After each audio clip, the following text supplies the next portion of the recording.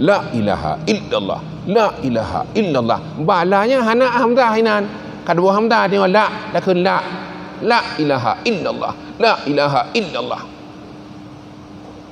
Nyan berilah rumah-rumah pada maratib hana getung maratib ni. La ilaha illallah. Ya, la ilaha illallah. Nya lagi yang betul. Itu yang kemudian ada kun la ilaha illallah. Ya, illallah. Pada nak inan. Ke hana inan. Hana dainan hana ta sinan. Isinan lam musyadu ba lam illallah. Illallah. Illallah. Takkan itu illallah. Hana betul. Bahkan kadang-kadang na'udzubillah min zalik bisa artinya murtad gara-gara ke maratibnya.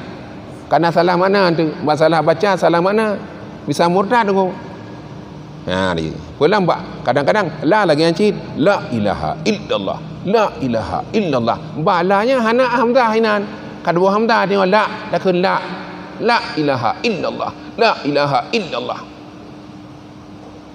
Nyan berilah rumah-rumah pada maratib hana getung maratib ni. Dan tanya menyemurut aturan di murtad tengok ya. Jadi oleh kerana maka kata-kata maratibnya nyan adalah kalimah utama dan pertama dalam Islam.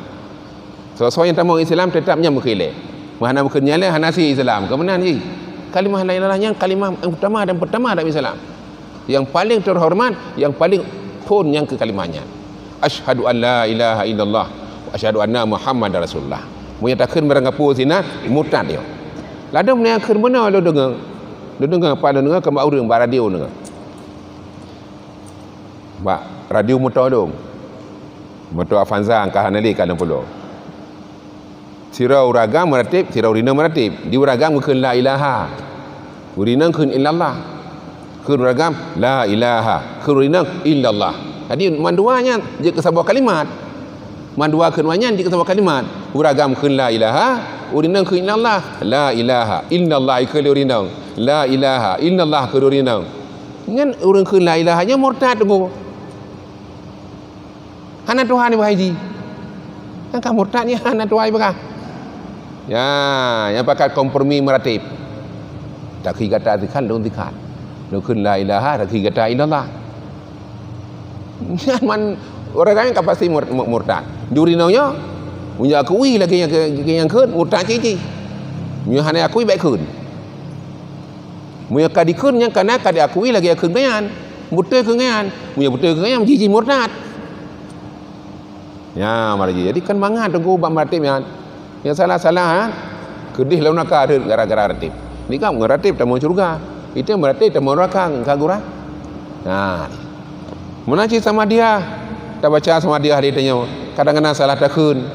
Masalah takun salah makna nyampi pala wajib. Ya, ika kul huwallahu ahad. Kul, kajian kul. Itu takun kun.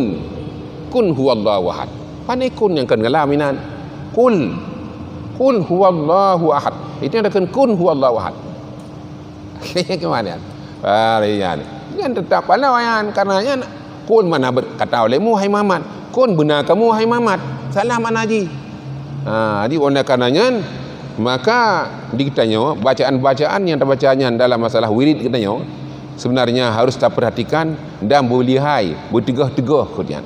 Gitu je berjalan, tegah-tegah je berjalan.